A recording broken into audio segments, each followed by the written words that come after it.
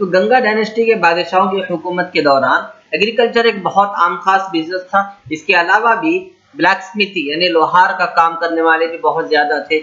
इसी और इनके साथ और इनके हुकूमत में जो बिजनेस हुआ करता था, वो बिजनेस का रिलेशंस अदर कंट्रीज से भी था, यानी दूसरे कंट्रीज से भी ये लोग कनेक्टेड होकर फ्रेंडली रिलेशनशिप रखकर बिजनेस बिजनेस किया करते थे। यानी यहाँ जो चीज़ें बनाई जाती है वो आउटर कंट्री को भेजते, दूसरे कंट्रीज को भेजते थे। अगर यहाँ अगर कोई चीज़ बनाई नहीं जाती और जिसकी ज़रूरत भी है तो वो चीज़ दूसरे कंट्री से मंगवाते थे। इसी तरह यहाँ पर कास्ट और के बेसिस पर डिविडेंड्स थे, कास्ट के बेसिस पर, ठीक है। बादशाह, गुलाम, अमीर, गरीब, इसके बुनियाद पर डिविजन्स थे और हर डिवीजन के एक एक कारोबार फिक्स थे, ठीक है। और हर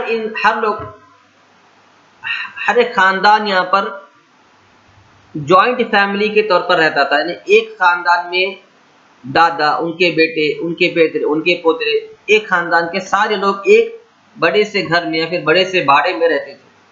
और हर खानदान का अलग अलग कारोबार था, अलग अलग बिजनेस था।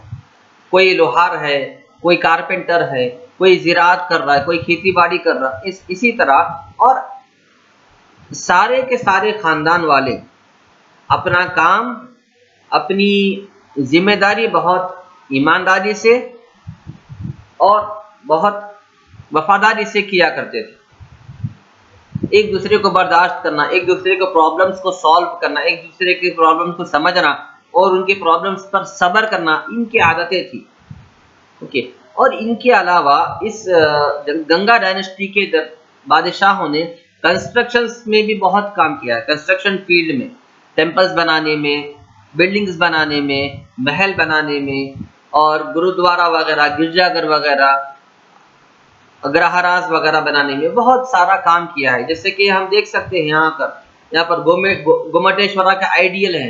ये आइडियल भी गंगा डायनेस्टी में बनाया गया था, गंगा डायनेस्टी के बादशाहों ने बनाया। इसी तरह चैत्यालयास और टेम्पल्स और मठ और अग्रहारास, ये सारे चीज़ें एजुकेशन के सेंटर थे। यानी चैत्यालयास यहाँ पर एजुकेशन दिया जाता था, टेम्पल्स में पंडित एजुकेशन देते थे। मठ यानी वो जगह जहाँ पर बच्चों को रख कर खाना देकर, वहाँ पर बच्चों को रहने की, खाने पीने की सहूलत देकर उन्हें टीचिंग दी जाती थी, जैसे कि बेस्ट एग्जांपल हॉस्टल के तौर पर। उसी तरह अग्रहारास भी है, सारे एजुकेशन के सेंटर्स थे, okay. There were Brahmapuris and Ghatikas for higher education. अब जैसे कि बच्चों के लिए स्कूल, बच्चों के एजुकेशन के लिए स्कूल बनाए जाते हैं। बच्चे 10th पास कर ले तो जब बड़े हो गए तो उनके लिए कॉलेज बनाए जाते हैं। बड़े होने के बाद अगर फर्दर स्टडीज आगे और पढ़ना चाह रहे हैं तो उनके लिए इंस्टीट्यूशंस है। इंस्टीट्यूशंस पास करने के बाद और अगर पढ़ना चाह रहे हैं तो उनके लिए यूनिवर्सिटीज है। इसी तरह यहाँ पर भी हायर एजुकेशन के लिए, हायर लेवल के कोर्सेज के लिए यहाँ पर ब्रह्मपुरीज और घाटिकास के नाम से इंस्टीट्यूशंस बनाए गए हैं गंगा डायनेस्टी के बादशाहों ने। इसी तरह Shravanabelagola, Bankapura, and Peruru have been named as centres of learning. उसके बाद तो बच्चों बात करते हैं इनके मजहब की, गंगा डायनेस्टी के बादशाहों की और उनके प्रजा के मजहब की। जब मजहब की बात आए तो यहाँ बताता चलूं कि गंगा डायनेस्टी के बादशाह और प्रजा जो है जैनिज्म रिलीजन को फॉलो करते थे। जैनिज्म को वो पॉपुलराइज करते थे। गंगा डायनेस्टी में एक बहुत 3 बड़े बड़े पंडितें हैं जिनका नाम है पूज्यपदा, वज्रानंदी और अजिता सेना। ये बहुत बड़े बड़े पंडित हैं, पुजारी हैं, जिन्होंने जैनिज्म रिलीजन को एक्सपैंड किया, ठीक है। जैनिज्म रिलीजन को एक्सपैंड किया और ये लोग आर्किटेक्चर में, कंस्ट्रक्शन में बहुत ज़्यादा इनका योगदान है। जैसे कि आप देख सकते हैं यहाँ पर पठालेश्वरा टेम्पल बनाई गई है तालाकाडू में। इसी तरह मुरलेश्वरा टेम्पल भी बनाई गई है तालाकाडू में। इसी तरह कोलारम्मा टेम्पल जो कि कोलार में मौजूद है, आज भी मौजूद है टेम्पल में। इसी तरह नागेश्वरा टेम्पल जो कि बेगूर में है। और इसी तरह स्टैच्यू ऑफ गोमटेश्वरा, ये स्टैच्यू, ये सारे कंस्ट्रक्शंस के इनके जिंदा मिसाल है। कि ये सारे कंस्ट्रक्शन को देखकर हमें ये मालूम होता है कि इन्हें कंस्ट्रक्शन करने का कितना शौक हुआ करता था। ये जो गोमटेश्वरा टेम्पल है, ये जो आइडियल है, इस गोमटेश्वरा का जो स्टैचू है, इस स्टैचू से के पीछे इनकी एक टेम्पल भी है और ये स्टैचू की एक खास ये लोग पूजा करते हैं। 12 साल में एक मरतबा ये इसकी खास पूजा करते हैं। पूजा में क्या होता है, पहले इस स्टैचू को पानी से धोते हैं, उसके बाद इस स्टैचू को दूध से धोते हैं। तो इस तरह से वो पूजा करते हैं। 12 साल में एक मरतबा वो पूजा की जाती है। उस पूजा का नाम है महामस्तकाभिषेक। महामस्तकाभिषेक, ठीक है। इस तरह ये सारे कंस्ट्रक्शंस हैं। इसके अलावा भी बहुत अहम तरीन के इनके कंस्ट्रक्शंस अगर आपको देखना हो तो ये मनास्तंभास और ब्राह्मणास्तंभास है।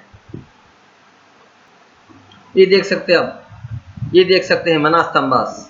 ये सारे मनास्तंभास के कंस्ट्रक्शन है। ये सारे इस तरह के मनास्तंभास होते थे, इन्हें पिलर्स, बड़े बड़े पिलर्स, ठीक है। ये तो था कंस्ट्रक्शन के बाद। अब आइए लिटरेचर की बात। लिटरेचर यानी अदब और सलीके के लिखने लिखाने के बाद, लिखने लिखाने का जो काम था, जिस तरह कंस्ट्रक्शन में इनकी बहुत ज्यादा दिलचस्पी और इंटरेस्ट और योगदान था, उसी तरह लिटरेचर में भी इनका बहुत सारा योगदान है, ठीक है। जैसे कि पहले कहा गया कि दुर्विनीता इनके डायनेस्टी का बहुत मशहूर बादशाह गुजरा। इसने बहुत सारा लिटरेचर वर्क किया है। इसने संस्कृत में शब्दावतारा लिखा, जो कि एंड ट्रांसलेटेड। इसने तो पहले तो अपनी खुद की बुक लिखी संस्कृत में शब्दावतारा, और गुणाध्यास की लिखी भी। गुणाध्यास ये राइटर का नाम है। इन्होंने प्राकृत लैंग्वेज में एक बुक लिखी थी जिसका नाम है वद्दाकथे। इस वद्दाकथे बुक को, जो कि प्राकृत में लिखी हुई है, इन्होंने, ये दुर्विनीता बादशाह ने इस वद्दाकथे बुक को संस्कृत में ट्रांसलेट करके इसकी एक ट्रांसलेटेड बुक लिखा। इसी तरह श्री पुरुषा, ये भी एक बहुत बड़े राइटर है। इन्होंने लिखा गजाशास्त्र। गजाशास्त्र बुक का नाम है, जिसके राइटर है पुरुषा। और इसी तरह गजाशक्ता, गजास्तका, ये बुक का नाम है, और इसके राइटर हैं शिवा माधवा। शिवा माधवा ये भी बहुत बड़े राइटर हैं, गंगा डायनेस्टी के। इन्होंने बुक लिखी गजास्तका। और एक कन्नड़ा के, जो कि कन्नड़ा में लिखी हुई है, ये कन्नड़ा में है। ये भी गजाशास्त्रा भी कन्नड़ा में है, गजास्तका भी कन्नड़ा में लिखी हुई है। और एक पोएट है जिसका नाम है हेमासेना। पोएट है, ये बहुत मशहूर पोएट है, बहुत फेमस पोएट है गंगा डायनेस्टी के।